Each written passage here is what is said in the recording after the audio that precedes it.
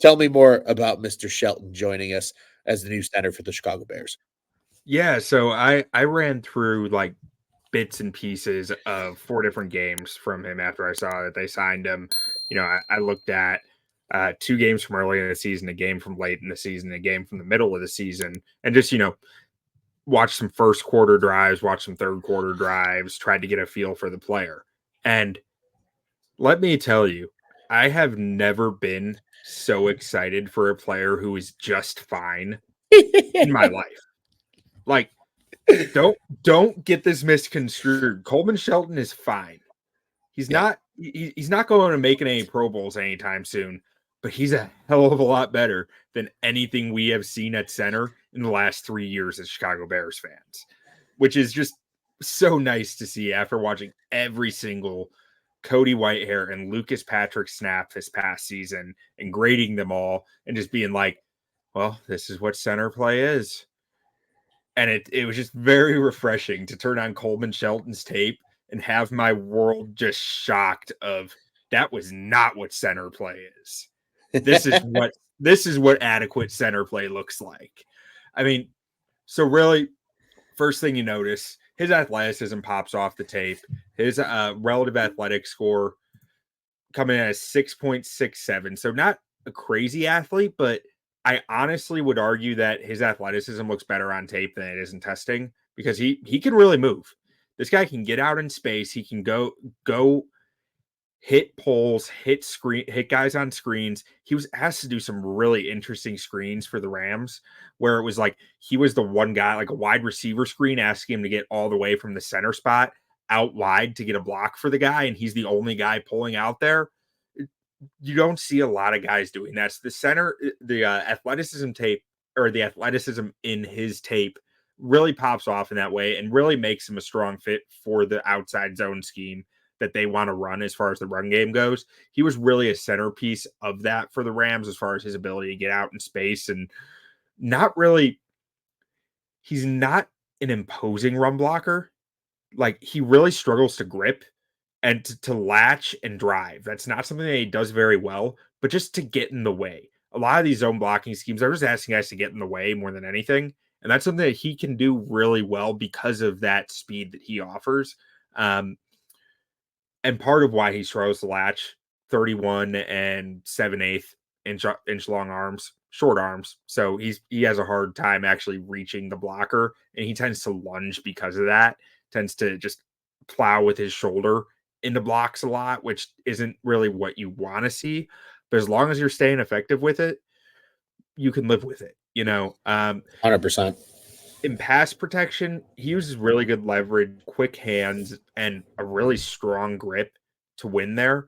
Um, he does a good enough job keeping his feet in front of defenders and shows some bend while he's latched, ability to, take that power that is getting put into his pads and arch it into his back and be able to keep moving his feet with it in front of the defender. He does a pretty good job of that. It's not, there are times where he just gets overpowered. He's like 297 pounds. He's undersized. He's going to get overpowered at times, but he does a really nice job limiting that, I think, as far as you can ask for a guy who is undersized like that. And then even though he's not an imposing run blocker, he does play with a finishing demeanor. He wants to knock people out, which is always nice to see from your center. And he calls all Always. the protections for the Rams, from what I can tell, and seemed to be a really strong communicator out there with that. It's hard to tell with a QB like Matt Stafford, who's exactly calling what, but he was always pointing, always talking, always, giving signals, which makes me think he was the main guy calling the protections. Yeah. Yeah, the one other concern I have a little bit of, he played between two monster truck sized offensive guards with the Rams between Steve Avila and Kevin Dotson. Yeah. And they really helped cover up his power deficit. A lot of times, sometimes it might have just been a hand from one of those guys, but that still helps when those guys have that powerful blockers. That's still doing something. You have that in Tevin Jenkins. Nate Davis isn't the same power type guard as Mhm. either of those guys or Tevin Jenkins. And Ryan Bates, I haven't watched enough tape of him to be sure, but I don't feel like he is that same type of imposing power blocker. So the right guard next to him, it'll be interesting to see how they play that because Tevin will be able to give help when needed. I'm not sure Absolutely. how Nate Davis will be able to handle having to help towards the center.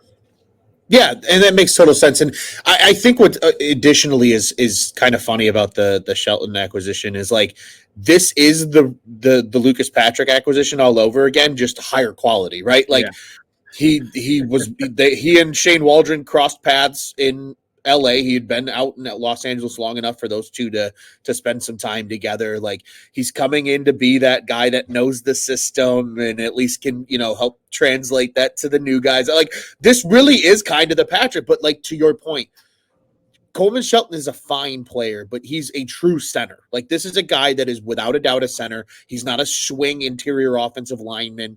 Like it's been a while since the Bears have had a real center. Like even it dating matters. back, it does. It absolutely matters. It absolutely matters. And like, I think that's what some people might not understand because again, a lot of people just don't understand the offensive line position. It really is a thing. Like unless you talk to people that are in football or you physically have played the position, like you might not understand it, and that's not a bad thing. But it's just it comes with some underwhelming reactions to like, oh, they got a center, big whoop, and it's like, no, this is awesome. Like they have a real center. He knows how to call a protection. He knows how to communicate with his blockers. He is a guy that is truly built to run the zone scheme. Like you said, a lot of zone blocking is just getting in the way because your running back is the one that is setting up the holes for themselves in zone blocking more often than not. So this is a move that, like, I think as like Bears fans, we can be excited about. Because think about it, Q. When was the last time this team had a true real center? Roberto Garza? It's been a hot minute. Man, Like I mean, Cody Whitehair wasn't a true center when Whitehair he was a played it. tackle who turned into a center, I Right. mean, coming out of college. Hronis Grisou was not Grisou a was the great last center. true center, but he was never a good NFL player. Like you said, Garza was a converted guard. How long did Garza play for? Like he was Garza here played a for long Trestman, time. right? Yeah, Garza played a long time. Garza, if I remember correctly, Garza actually played center, I think, with the Falcons before he came to the Bears, moved to guard, Yeah, and then went back to center once Kreutz retired. I that believe that's sounds how the structure went. right. But Okay. like that just goes to show, like if we have to sit here and like wrap our heads around it, it's been a while. So I'm right Well, there with Dan you, man. Mustipher was a center. Don't even get me started on that. But to your point, Q, adequate center play is something Chicago Bears fans are not used to. And it's nice to see them get something like that with a guy like Coleman Shelton. Like you said, a little undersized. If you read his NFL.com page, it says he's 299 pounds. So he's just short of that 300 mark. 6'4", though. I mean, he's still got good size in that aspect. It's not like he's a little 6'1" guy running around just He can throwing his move, body in man. places. It's if you go to my Twitter page, I put out a 6-minute video of just honestly pretty Just random Coleman assortment of Shelton. plays. Like I was just burning through tape and like this play, yeah, put this play in. This like that were both strengths and weaknesses, and just like grabbing anything that was at all interesting, and I just crushed it all together in a random order and put it on Twitter as fast as I could. But there's some good stuff in there, and it gives you a good idea of the football player that you're getting. So on my Twitter page, you can go find that video.